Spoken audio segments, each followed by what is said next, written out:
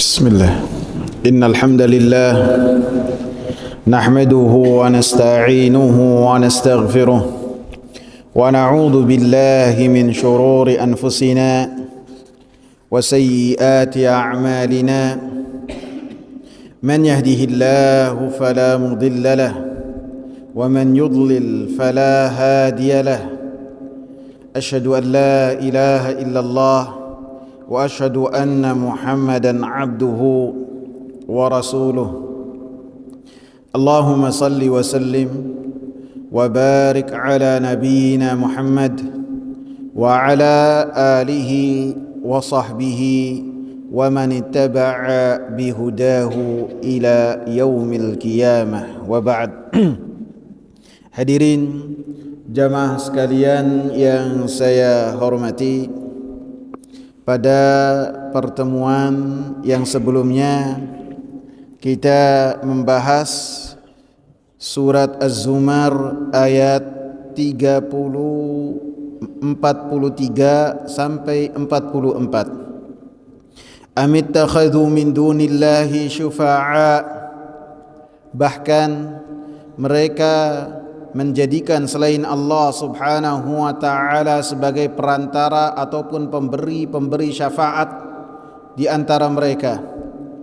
Maka Allah katakan, Qul awalau kanu la yamlikuna syai'a wa la ya'qilun. Katakanlah wahai Nabi Muhammad sallallahu alaihi wasallam, bahwasanya yang telah mereka jadikan sebagai pemberi syafaat tanpa izin dari Allah subhanahu wa ta'ala, maka mereka tidak memiliki sedikit pun dari syafaat tersebut. Wala ya'qilun, dan mereka tidak memahami hal tersebut. Qul lillahi syafa'atu jami'a. Katakanlah wahai Nabi Muhammad sallallahu alaihi wasallam, milik Allah lah syafaat secara keseluruhan. Jadi ditegaskan dalam ayat 44, Allah jawab, Qul lillahi syafa'atu jami'an. Katakanlah hanya milik Allah lah syafaat secara keseluruhan. Yang pertama digunakan tanda hasr, tanda pengumpulan, tanda bahwasanya yang memiliki syafaat itu hanyalah Allah subhanahu wa ta'ala, dengan lebih mengedepankan lafzul jalalah Allah subhanahu wa ta'ala.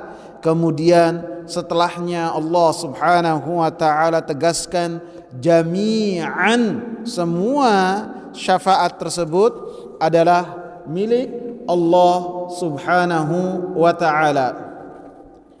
Lahu mulkus samawati wal ardi, bagi Allah lah kerajaan langit 7 lapis dan kerajaan, dan milik Allah lah bumi. Artinya sebagaimana Allah subhanahu wa ta'ala memiliki langit 7 lapis dan memiliki apa yang ada di bumi dan di bawah bumi dan apa yang di antara langit dan bumi, maka Allah lah juga yang memiliki syafaat. Sehingga semua yang ada di dalam kekuasaan Allah subhanahu wa ta'ala, termasuk di dalamnya syafaat, maka tidak ada yang berhak untuk memilikinya kecuali Allah subhanahu wa ta'ala. Jadi saya tegaskan dalam ayat ini, surat Az-Zumar ayat ke-44, Allah katakan, Qul lillahi syafa'atu jami'an. Katakanlah bahwasanya syafaat itu hanyalah milik Allah subhanahu wa ta'ala secara keseluruhan. Allah subhanahu wa ta'ala yang memilikinya. Maka apabila kita meyakini bahwasanya syafaat itu milik Allah subhanahu wa ta'ala secara keseluruhan, semua jenis syafaat itu Allah subhanahu wa ta'ala yang memilikinya, maka kita tidak boleh meminta syafaat kecuali dari yang memiliki syafaat tersebut, yaitu Allah subhanahu wa ta'ala. Allah subhanahu wa ta'ala yang memiliki syafaat, maka ketika kita meminta syafaat, minta syafaatnya hanya kepada Allah subhanahu wa ta'ala, tidak kepada selain Allah subhanahu wa ta'ala, karena Allah subhanahu wa ta'ala yang memiliki syafaat.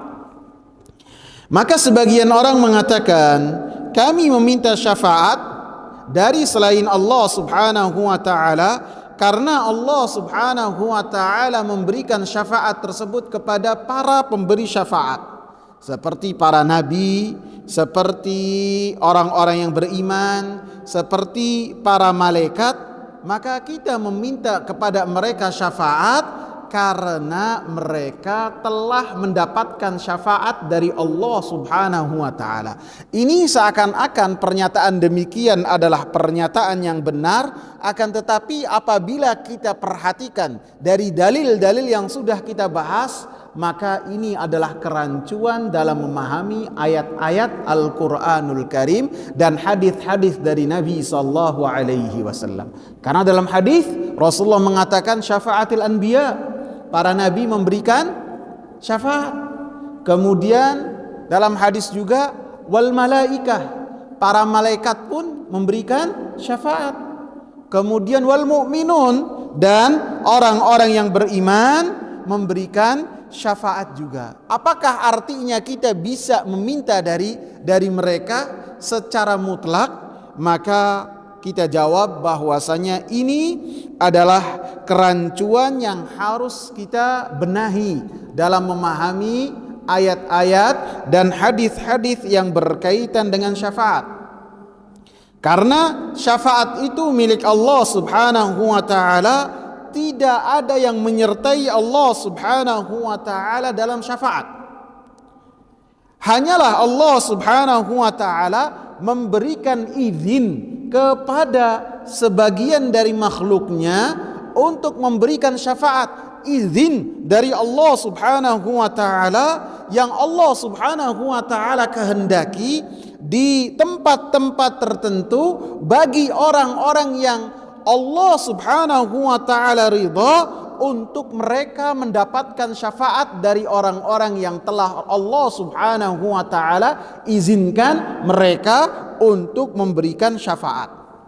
Bukan syafaat itu didapat oleh pemberi-pemberi syafaat, kemudian mereka memberikan syafaat sesuai dengan hati dan kehendak mereka, tidak. Sesuai dengan selera mereka, tidak. Akan tetapi semuanya atas izin dari Allah subhanahu wa ta'ala, semuanya harus ridha dari Allah subhanahu wa ta'ala, sehingga apa yang mereka dapat bukanlah sifatnya kepemilikan dari syafaat tersebut, tidak. Akan tetapi semuanya harus mendapatkan izin dari Allah subhanahu wa ta'ala dan ridha dari Allah subhanahu wa ta'ala. Sampai sini paham? Paham ya? Jadi Allah subhanahu wa ta'ala mengizinkan kepada pemberi-pemberi syafaat, bukan menjadikan syafaat tersebut menjadi milik mereka, sehingga mereka memberikan syafaat sesuai kehendak hati mereka kepada siapa-siapa yang mereka kehendaki. Tidak bisa. Akan tapi semuanya atas izin Allah. Karena ini bukan kepemilikan, akan tapi yang Allah subhanahu wa ta'ala izinkan. Sehingga apabila kita perhatikan dari hadis syafaatul uzma, ketika Nabi sallallahu alaihi wasallam di hari kiamat dimintakan syafaat, manusia berbondong-bondong datang kepada Nabi sallallahu alaihi wasallam. Setelah mereka datang kepada Nabi Adam, Nabi Nuh, Nabi Ibrahim, Nabi Musa, Nabi Isa, kelima-limanya menolak, kemudian datang kepada Nabi sallallahu alaihi wasallam. Ketika Nabi sallallahu alaihi wasallam mendapatkan itu semua dari manusia, manusia datang kepada Nabi, kemudian mereka berbondong-bondong menyatakan, wahai Muhammad, anta Rasulullah, wa anta khatamul anbiya wa anta abdun ghafarallahu laka ma taqaddama min dzambika wa ma ta'akhkhar. Wahai Nabi Muhammad, engkau adalah utusan Allah, engkau adalah penutup para nabi, engkau adalah seorang hamba yang dosa-dosanya diampuni oleh Allah Subhanahu wa taala, baik yang telah lalu dan akan datang. Keutamaan nabi mereka sebutkan kepada Nabi Muhammad sallallahu alaihi wasallam.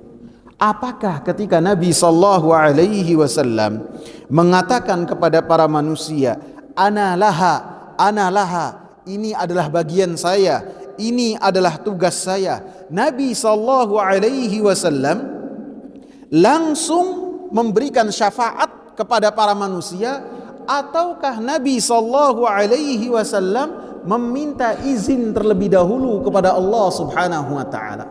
Apa yang terjadi?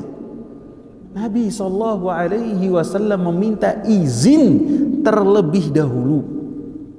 Bahkan Nabi sallallahu alaihi wasallam ketika mendapati permintaan para manusia, Nabi sallallahu alaihi wasallam datang ke arsy-Nya Allah dan kemudian sujud dalam waktu yang lama dan kemudian bertasbih, bertahmid, memuji Allah Subhanahu wa taala dengan pujian-pujian yang pujian tersebut Nabi sallallahu alaihi wasallam hanya memuji Allah pada saat itu saja.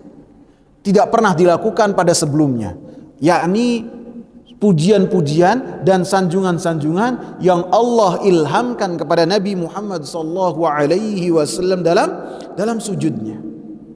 Kemudian setelahnya Allah Subhanahu wa taala mengatakan, ya Muhammad, irfa ra'sak, angkatlah kepalamu. Baru Nabi Muhammad sallallahu alaihi wasallam mengangkatnya. Kemudian dikatakan wasal tu'tahu, mintalah maka engkau akan dipenuhi.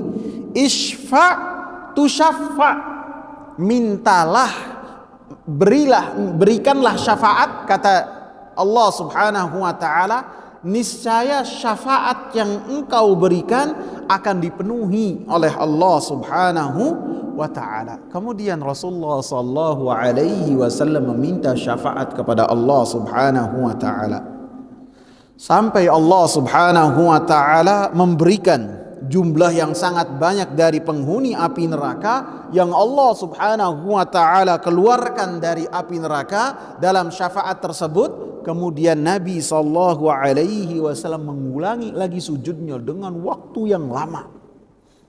Sampai 4 kali Nabi sallallahu alaihi wasallam melakukan hal tersebut dan tidaklah mengangkat kepalanya kecuali ketika diperintahkan oleh Allah Subhanahu wa taala. Kemudian Nabi sallallahu alaihi wasallam meminta syafaat lagi. Jadi izin yang pertama yang Allah Subhanahu wa taala berikan tidak langsung Nabi sallallahu alaihi wasallam minta secara keseluruhan, tidak.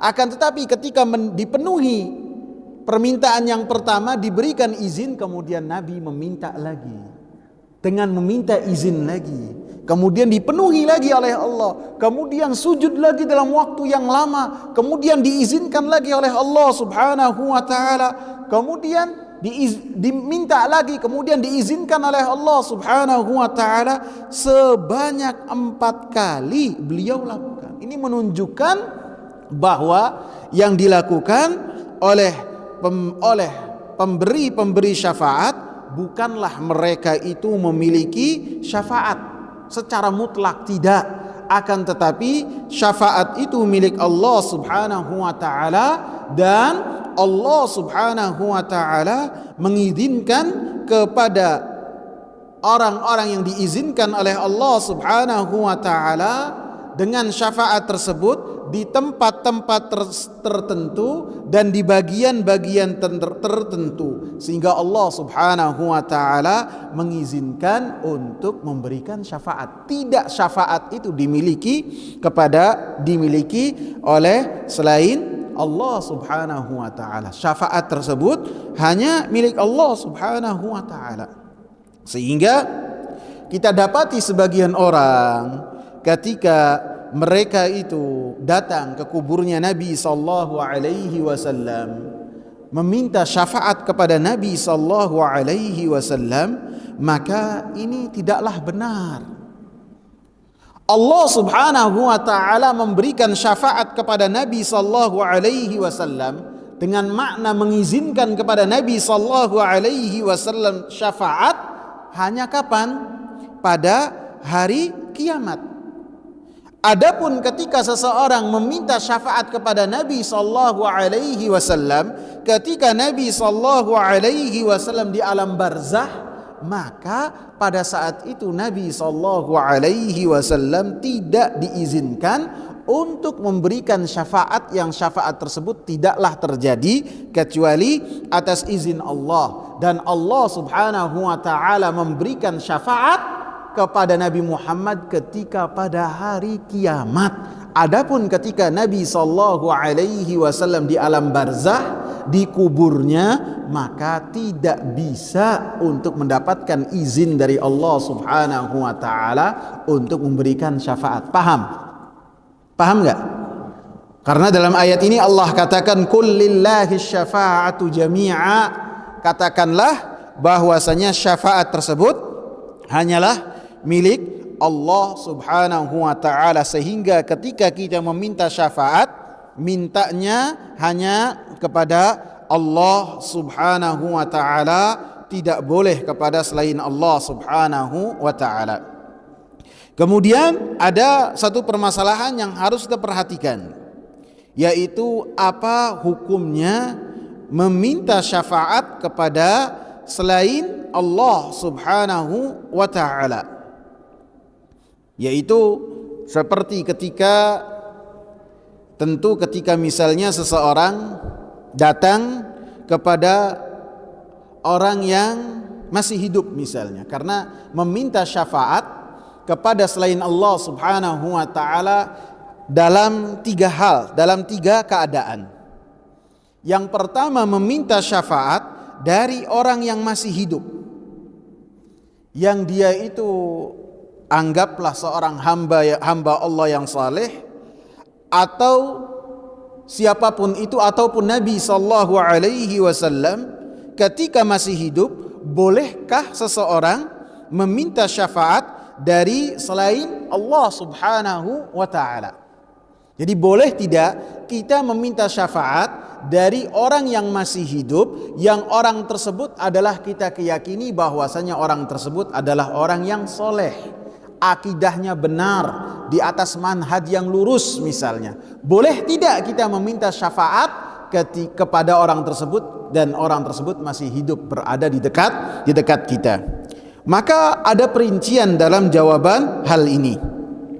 Yang pertama, apabila seorang yang meminta meyakini bahwasanya yang diminta ini memiliki syafaat dengan penuh, yaitu bahwasanya dia ini yang diminta memberikan syafaat kapan saja, tanpa izin dari Allah Subhanahu wa taala, tanpa ridha dari Allah Subhanahu wa taala, tanpa perintah dari Allah Subhanahu wa taala, dan bahwasanya syafaat orang yang diminta ini memiliki pengaruh yang besar, sehingga apabila orang ini memberikan syafaat, Allah Subhanahu wa taala pasti akan memberikan syafaat. Maka yang seperti ini adalah kesyirikan yang besar.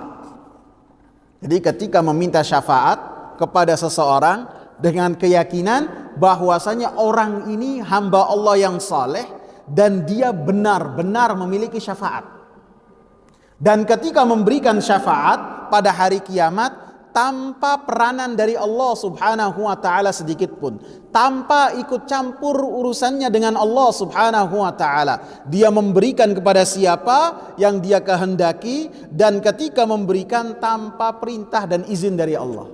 Maka yang demikian, apabila ada keyakinan yang demikian, maka ketika meminta syafaat kepada orang lain, maka hukumnya adalah kesyirikan yang besar. Karena Allah Subhanahu wa taala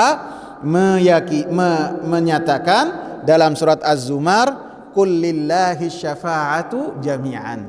Katakanlah bahwasanya syafaat itu hanya milik Allah Subhanahu wa taala. Perincian yang kedua dari meminta syafaat kepada orang yang hidup, yang dia itu kita yakini kesalihannya. Yang kedua ini adalah ketika seorang yang meminta, dia meminta kepada yang diminta. Jadi orang yang meminta dia datang kepada orang yang saleh untuk dia ini berdoa kepada Allah Subhanahu wa taala supaya Allah Subhanahu wa taala mengizinkan bagi orang yang diminta itu untuk memberikan syafaat kepada orang yang meminta. Paham enggak? Orang yang meminta datang kepada orang yang saleh. Kemudian orang yang meminta ini menyatakan, coba tolonglah, berdoalah kepada Allah Subhanahu wa taala supaya Allah Subhanahu wa taala mengizinkan kamu untuk memberikan syafaat kepada saya. Redaksinya beda atau tidak? Beda. Maka apabila demikian, keyakinan dari orang yang meminta itu bahwasanya syafaat itu milik Allah Subhanahu wa taala, dan syafaat itu diberikan harus atas izin Allah dan ridha dari Allah, sehingga ketika dia meminta kepada orang yang saleh yang dia yakini kesalehannya, dia yakini akidahnya lurus, supaya orang ini yang berdoa kepada Allah. Berdoa kepada Allah supaya Allah mengizinkan kepadanya untuk memberikan syafaat. Maka ini termasuk perkara-perkara yang tidak mengapa. Kalau yang jenis yang pertama itu syirik besar, mengeluarkan pelakunya dari agama ini.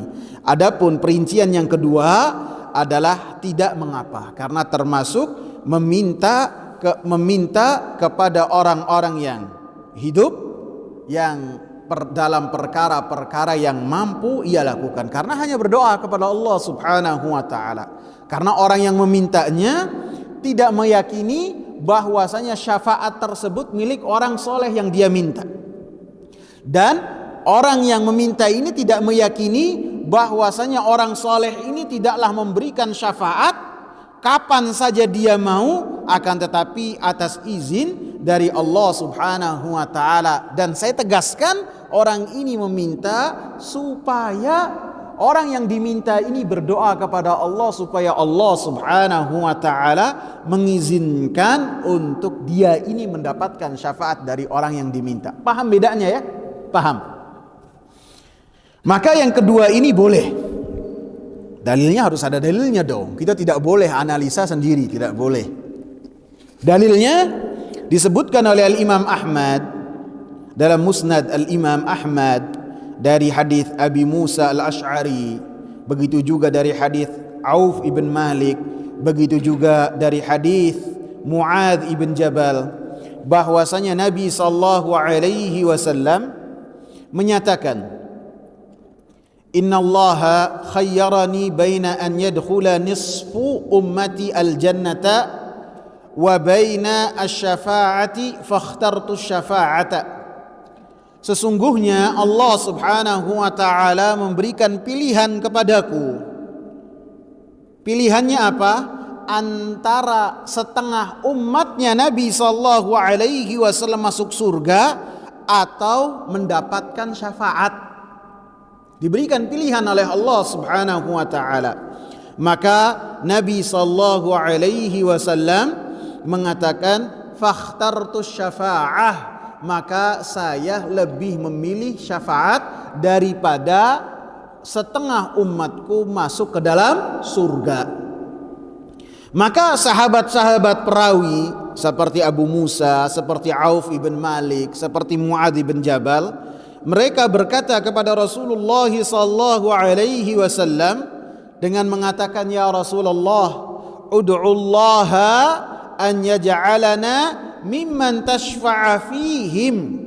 Ya Rasulullah, berdoalah kepada Allah Subhanahu wa taala supaya Allah Subhanahu wa taala menjadikan kami ini termasuk dari orang-orang yang mendapatkan syafaat dari Engkau ya Allah. Maaf ya Rasulullah. Jadi ya Rasulullah, doalah kepada Allah Subhanahu wa taala supaya menjadikan kami ini sebagai orang-orang yang mendapatkan syafaat-Mu pada hari kiamat kelak. Jadi di dalam hadis ini para sahabat ridwanullahi alaihim yang mereka adalah orang-orang yang bertauhid, mereka meminta kepada Nabi sallallahu alaihi wasallam supaya meminta kepada Allah Subhanahu wa taala supaya Nabi sallallahu alaihi wasallam memberikan syafaat kepada mereka. Sehingga dalam riwayat yang lain mereka itu berkata, nanshuduka billahi wasuhbati illa ja'altana mimman tashfa'u fihim. Saya meminta kepadamu atas nama Allah wahai Rasulullah dan persahabatan yang ada dengan kita supaya kita ini termasuk dari orang-orang yang mendapatkan syafaat dari engkau.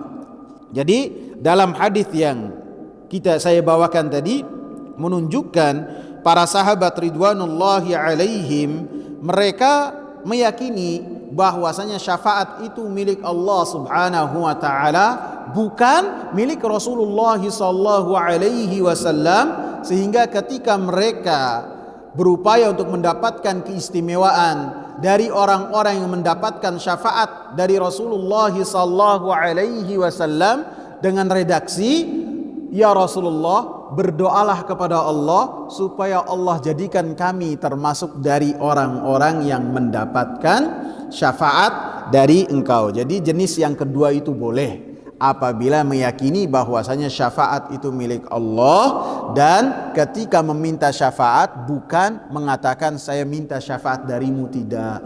Saya duduk bersamamu, baik denganmu, bermuamalah dengan engkau supaya dapat dari syafaatmu, tidak. Akan tetapi ketika minta syafaat, meminta supaya orang tersebut berdoa kepada Allah Subhanahu wa taala supaya orang yang meminta didoakan termasuk dari orang-orang yang mendapatkan syafaatnya, seperti yang telah dimintakan oleh para sahabat Nabi ridwanullahi alaihim. Sebagian sahabat Nabi, Muadz ini adalah termasuk dari orang yang a'lamun nasi bil halali wal haram, ulamanya para sahabat, ulama. Sehingga beliau adalah dai yang telah diutus oleh Rasulullah sallallahu alaihi wasallam ke Sana'a. Begitu juga Abu Musa al-Asy'ari. Abu Musa al-Asy'ari diutus oleh Rasulullah sallallahu alaihi wasallam ke Aden. Menunjukkan dua sahabat ini dari pembesar-pembesar sahabat yang dia memiliki ilmu. Kemudian keadaan yang kedua, kalau yang tadi meminta syafaat dari orang-orang yang hidup. Adapun keadaan yang kedua, meminta syafaat dari orang-orang yang telah mati. Maka ini adalah kesyirikan yang besar. Ketika seseorang meminta kepada orang yang telah mati, siapapun itu yang telah mati, dengan mengatakan berilah kami syafaat, siapapun yang telah mati, mau orang solehnya gimana ataupun termasuk dari para nabi, ketika seorang meminta kepada kuburan orang-orang tersebut dengan mengatakan isfa'u lana, berilah kami syafaat di sisi Allah Subhanahu wa taala, ya sayyidi fulan as'aluka syafa'ah, wahai pemimpinku, wahai sayyid fulan, saya meminta kepada engkau syafaat. Atau ya Nabi Allah asy-syafa'ata, wahai nabinya Allah, saya meminta kepada engkau syafaat. Ketika mereka sudah mati semua, maka itu termasuk dari kesyirikan yang besar. Karena jenis minta syafaat kepada orang-orang yang telah mati ini adalah termasuk kesyirikan besar secara mutlak. Karena termasuk dari berdoa kepada orang-orang yang telah mati, meminta kepada orang-orang yang telah mati dengan permintaan apapun juga. Ketika seseorang datang kepada orang yang mati di kuburnya berdoa dan meminta, maka ini adalah kesyirikan yang besar. Ketika dia meminta kepada orang yang telah mati untuk menjadi perantara antara dia dengan Allah Subhanahu wa taala, maka ini syirik kecil. Akan tetapi ketika seseorang meminta kepada orang yang telah mati supaya hajat dia dipenuhi, supaya kebutuhan dia dipenuhi, dagangan dia laris, rezeki dia enteng, jabatan dia langgeng, anak dia enteng jodoh, dia minta kepada yang ada di dalam kubur siapapun itu. Mau kuburnya asli, mau orang soleh, mau tidak soleh, ataupun kuburan fiktif, maka itu termasuk dari kesyirikan yang besar.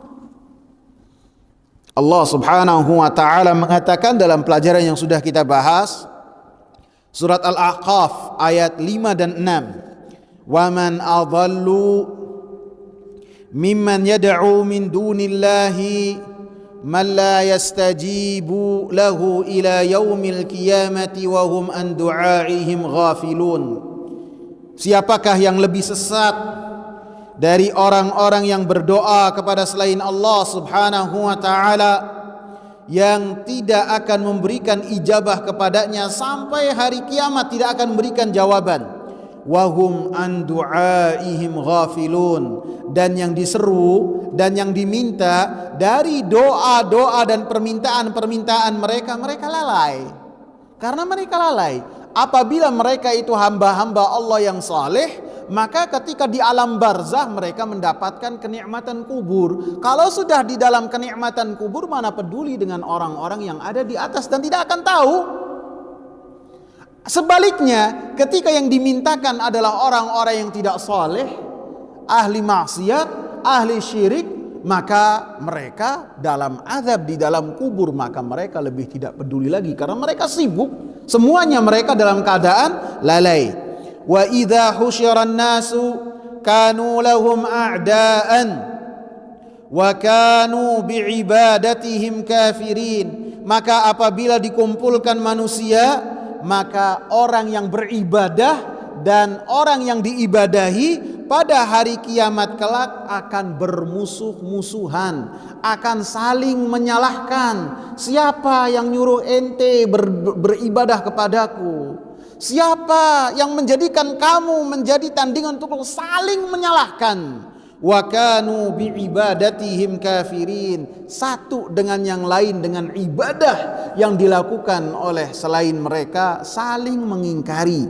Dan doa termasuk ibadah yang telah Rasulullah sallallahu alaihi wasallam katakan, ad-du'a huwal ibadah. Doa itu huwal ibadah. Dan ayat ini termasuk yang menyanggah ketika seseorang meminta syafaat dari orang-orang yang telah meninggal dunia, siapapun itu. Dalam surat Fatir ayat 14, Allah Subhanahu wa taala katakan, "In tad'uuhum la yasma'u du'aakum walau sami'u mastajabu lakum wa yawmal qiyamati yakfuruna bisyirkikum." Jika kalian berdoa kepada mereka, maka mereka tidak akan mendengar doa-doa kalian. Ini kejahilannya. Ketika kalian berdoa kepada mereka, karena yang telah mati tidak akan mampu mendengar doa-doa kalian. Walau sami'u, walaupun anggaplah kita gunakan pengandaian, kata Allah. Seandainya mereka itu mendengar apa yang kalian ungkapkan dari hajat-hajat kalian, termasuk meminta syafaat, mastajabu lakum, mereka tidak akan mampu untuk memenuhi doa-doa kalian dan hajat-hajat kalian. Wa yaumal qiyamati yakfuruna bisyirkikum, dan pada hari kiamat mereka akan mengingkari ibadah-ibadah kalian kepada mereka. Jadi dua ayat ini menunjukkan ketika seseorang meminta syafaat dari orang yang telah meninggal dunia, maka ini termasuk dari kesyirikan yang besar. Dalil yang kedua bahwasanya menunjukkan bahwasanya hal ini adalah kesyirikan yang besar dan tidak akan ada faedahnya, bahwasanya orang yang telah meninggal dunia pastinya tidaklah memiliki syafaat dan tidaklah mampu memberikan syafaat. Siapapun itu yang ada di alam barzah telah meninggal dunia, maka tidak memiliki syafaat dan tidak memberikan syafaat. Karena orang-orang yang telah meninggal dunia, yang telah mati, Rasulullah sallallahu alaihi wasallam katakan bahwasanya amalan mereka telah terputus, tidak akan ada lagi kaitannya dengan orang-orang yang ada di dunia, dan kehidupan mereka telah beres. Idza mata ibnu adama inqata'a amaluhu illa min thalath. Apabila anak manusia meninggal dunia, maka setiap urusannya dengan dunia pasti akan terputus. Amalan-amalan dia terputus kecuali dari 3 hal. Dari apa tuh? Sedekah jariyah, ilmun, dan terus kemudian ilmu yang bermanfaat. Yang ketiga apa? Anak soleh yang berdoa. Ada nggak perkara dimintai syafaat dipenuhi? Ada nggak? Nggak ada. Jadi apabila meminta syafaat dipenuhi oleh orang-orang yang telah mati, dan itu termasuk hal yang disyariatkan, pasti dalam hadis ini Rasulullah sallallahu alaihi wasallam akan menyebutkan bahwasanya mereka mampu memberikan, akan tapi tidak dijelaskan, menunjukkan hal tersebut tidak ada, dan siapa yang melakukan hal tersebut adalah meminta dari sesuatu yang tidak dimiliki dari selain Allah subhanahu wa ta'ala. Kemudian yang ketiga, dalil yang ketiga bahwasanya sebagian besar dari orang-orang yang meminta syafaat kepada orang-orang yang telah mati, mereka itu meyakini bahwasanya orang yang mati yang diminta oleh mereka adalah orang-orang yang memiliki syafaat secara mutlak. Dan ini tidak benar, seperti yang sudah kita jelaskan bahwasanya syafaat itu milik Allah, dan syafaat itu haruslah terjadi atas izin Allah dan ridha dari Allah subhanahu wa ta'ala. Dalil yang keempat, bahwasanya sebagian besar dari mereka orang-orang yang meminta syafaat dari orang-orang yang telah mati, maka di hati-hati mereka ada tawakal dan berserah diri kepada yang telah mati di dalam kubur tersebut. Mereka berharap kepada yang ada di dalam kubur, dan kemudian mereka memiliki raghbah, keinginan untuk disampaikan kepada orang yang telah mati, dan ini semuanya kesyirikan. Tawakal hanya kepada Allah subhanahu wa ta'ala. Tidak boleh seseorang bertawakal kepada selain Allah, cukup hanya kepada Allah subhanahu wa ta'ala.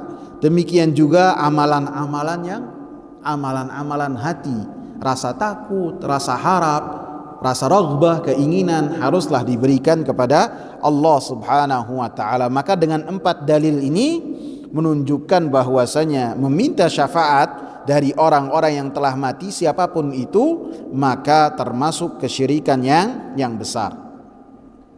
Tadi udah kita bahas 2 jenis syafaat dari orang-orang yang masih hidup. Ketika memintanya, hukumnya terbagi menjadi 2. Ada yang syirik besar, ada yang boleh. Yang kedua, meminta syafaat dari orang-orang yang telah mati. Kemudian jenis yang ketiga, meminta syafaat pada hari kiamat dari para nabi. Apakah ini termasuk dari jenis meminta syafaat kepada selain Allah subhanahu wa ta'ala, seperti dalam hadis yang sudah kita jelaskan.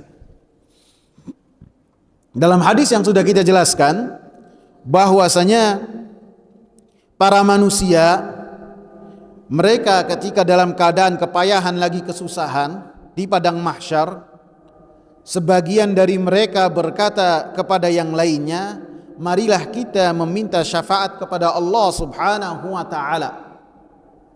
Kemudian mereka datang kepada Nabi Adam, Nabi Nuh, Nabi Ibrahim, Nabi Musa, Nabi Isa. Semuanya memberikan uzur, dan satu persatu dari nabi-nabi tersebut kecuali Nabi Isa alaihi salam menyebutkan satu dosa yang mereka malu kepada Allah subhanahu wa ta'ala dari dosa yang telah mereka lakukan, walaupun Allah subhanahu wa ta'ala telah menerima taubat mereka. Dan setiap dari mereka termasuk Nabi Isa alaihi salam mengatakan, sesungguhnya Allah subhanahu wa ta'ala hari ini telah murka dengan kemurkaan yang tidak pernah murka seperti ini. Baik yang telah lalu ataupun yang akan datang tidak akan murka seperti murkanya saat ini. Sampai manusia berbondong-bondong datang kepada Nabi sallallahu alaihi wasallam. Kemudian Nabi sallallahu alaihi wasallam mengatakan, ana laha, ana laha, ana laha. Ini adalah bagian saya, ini adalah jatah saya, ini adalah yang telah dijanjikan oleh Allah subhanahu wa ta'ala kepada Nabi Muhammad sallallahu alaihi wasallam. Sebagian orang mengira dalam hadis ini para manusia meminta syafaat yang artinya supaya mereka melimpahkan syafaat kepada para manusia. Tidak. Karena pada hari kiamat adalah hari yang sangat besar, hari yang sangat luar biasa, yang sangat nampak pada saat itu keagungan Allah, kebesaran Allah, kekuasaan Allah subhanahu wa ta'ala. Dan tidak mungkin manusia pada saat itu ketika dalam keadaan kepayahan yang luar biasa, hati-hati mereka condong kepada makhluk, tidaklah condong kepada Allah subhanahu wa ta'ala. Sedangkan di depan mereka ada keadaan yang luar biasa, matahari dekat sedekat-dekatnya, dan mereka dalam keadaan kepayahan yang luar biasa. Dan pada saat itu, waktu itu 50.000 tahun mereka dalam keadaan kesusahan lagi, kepayahan. Ketika dalam keadaan demikian, tidak mungkin manusia malah condong hatinya datang kepada para nabi untuk supaya mereka menolong. Tidak.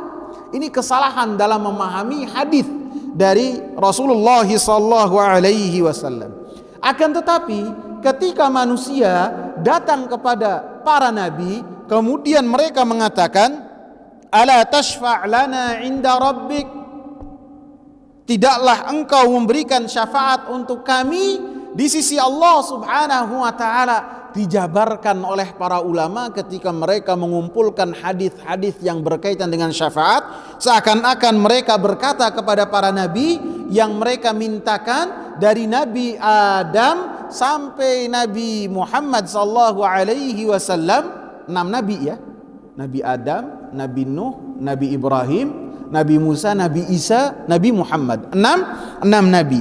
Seakan-akan mereka berkata kepada para nabi yang telah mereka mintakan, supaya engkau wahai nabi datang menuju Allah subhanahu wa ta'ala, meminta kepada Allah subhanahu wa ta'ala dengan sebab-sebab yang telah diizinkan oleh Allah subhanahu wa ta'ala.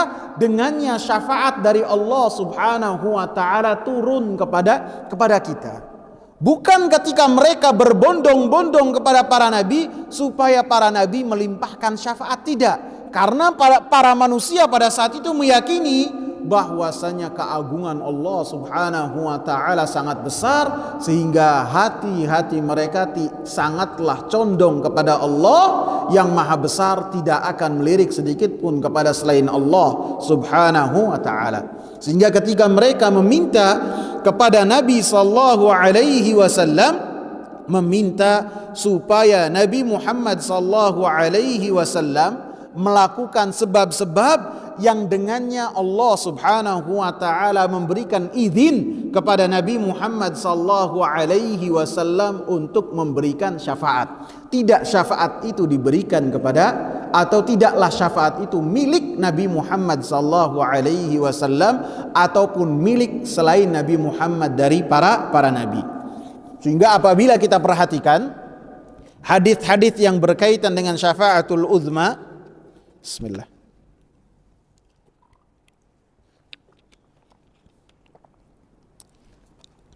Maka kita dapati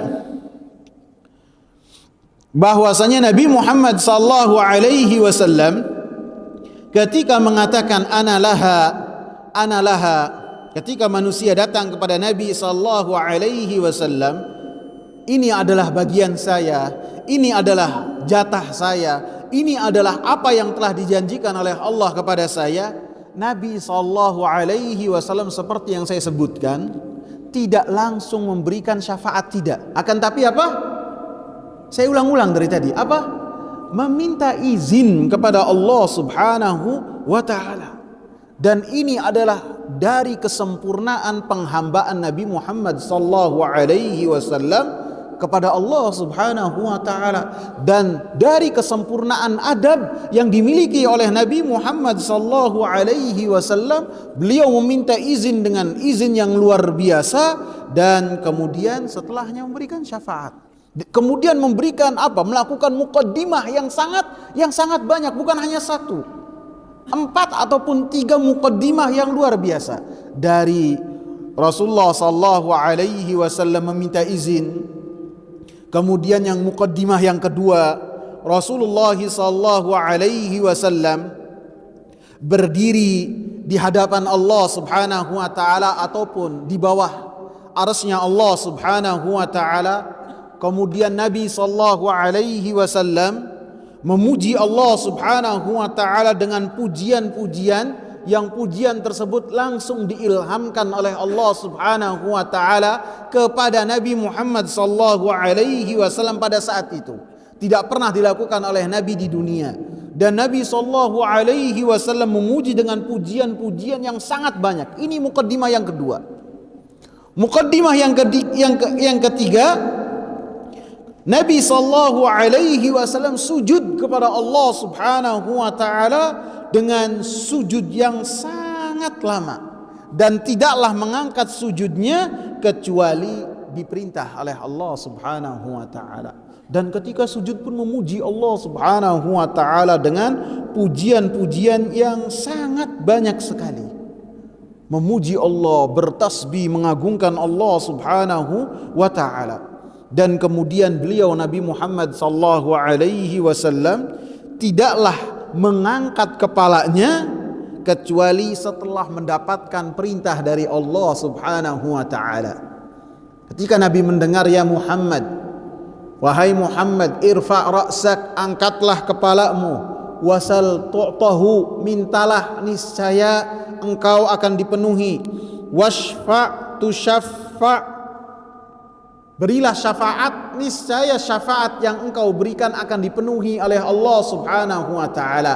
Baru setelahnya Nabi sallallahu alaihi wasallam mengangkat kepala dan menyebutkan syafaat yang Rasulullah sallallahu alaihi wasallam. Jadi ketika Nabi sallallahu alaihi wasallam memenuhi permintaan dari manusia, saya ingatkan, tidak ujug-ujug langsung memberikan syafaat, tidak, akan tapi melakukan muqaddimah yang sangat banyak, sampai 5 muqaddimah yang menunjukkan bahwasanya Nabi sallallahu alaihi wasallam tidak memiliki syafaat, akan tetapi syafaat tersebut milik Allah Subhanahu wa taala, yang Allah Subhanahu wa taala berikan kepada Nabi Muhammad dan kepada pemberi-pemberi syafaat dalam rangka memuliakan pemberi-pemberi syafaat dan dalam rangka memberikan manfaat kepada orang-orang yang mendapatkan syafaat dari Allah. Dengan ketentuan Allah mengizinkan kepada pemberi syafaat, dan Allah Subhanahu wa taala ridha kepada pemberi syafaat dan kepada orang-orang yang mendapatkan syafaat.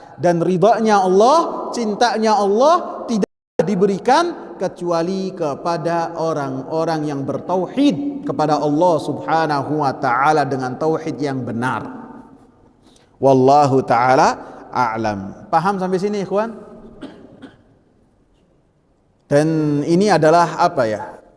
Akar dari permasalahan orang-orang yang mereka memiliki apa? Ibadah-ibadah kepada selain Allah Subhanahu wa taala, dan mereka mengatakan bahwasanya mereka adalah orang-orang yang telah mengucapkan kalimat la ilaha illallah, akan tapi mereka datang kepada selain Allah. Dan awal dari apa yang mereka mintakan, asas dari apa yang mereka mintakan, motivasinya adalah apa?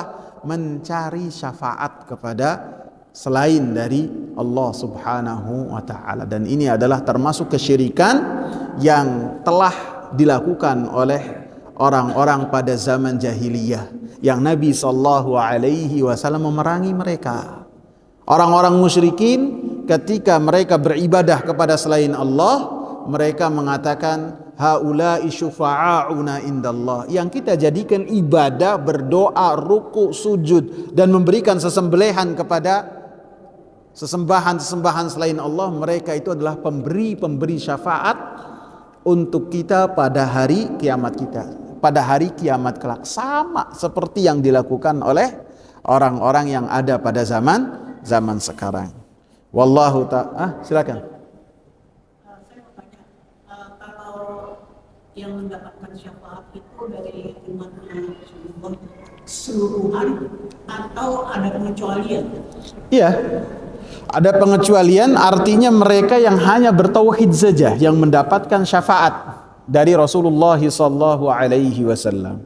Adapun mereka yang tidak bertauhid ataupun tauhidnya tidak benar, maka mereka tidak mendapatkan syafaat dari Allah Subhanahu wa taala yang Allah Subhanahu wa taala berikan dan izinkan kepada Rasulullah sallallahu alaihi wasallam. Karena sering saya ulang-ulang, syarat syafaat itu ada dua, yaitu yang pertama izin dari Allah, izin kepada pemberi syafaat itu Rasulullah, para nabi, para rasul, kemudian para malaikat dan orang-orang yang beriman.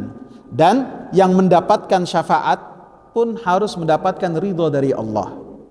Dan ridho dari Allah Subhanahu wa taala hanya diberikan kepada orang-orang yang bertauhid kepada Allah Subhanahu wa taala dengan tauhid yang benar. Sehingga penulis kitab ini setelah membawakan 6 ayat Al-Qur'an, 6 ayat, kemudian menutup dengan perkataan yang sangat bagus sekali dari Syekhul Islam Ibnu Taimiyah. Insyaallah akan kita bacakan. Dan kemudian Syekhul Islam Ibnu Taimiyah membawakan hadis dari Abu Hurairah.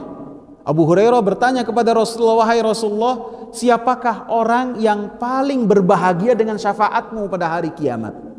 Maka Rasulullah sallallahu alaihi wasallam katakan, man qala la ilaha illallah khalisan min qalbihi. Orang yang paling berbahagia dengan syafaatku pada hari kiamat kelak adalah orang-orang yang mengucapkan kalimat la ilaha illallah, mengamalkan kalimat la ilaha illallah, meyakini kalimat la ilaha illallah sampai mati murni dari hatinya. Dia jaga terus kalimat la ilaha illallah. Maka inilah yang mendapatkan syafaat.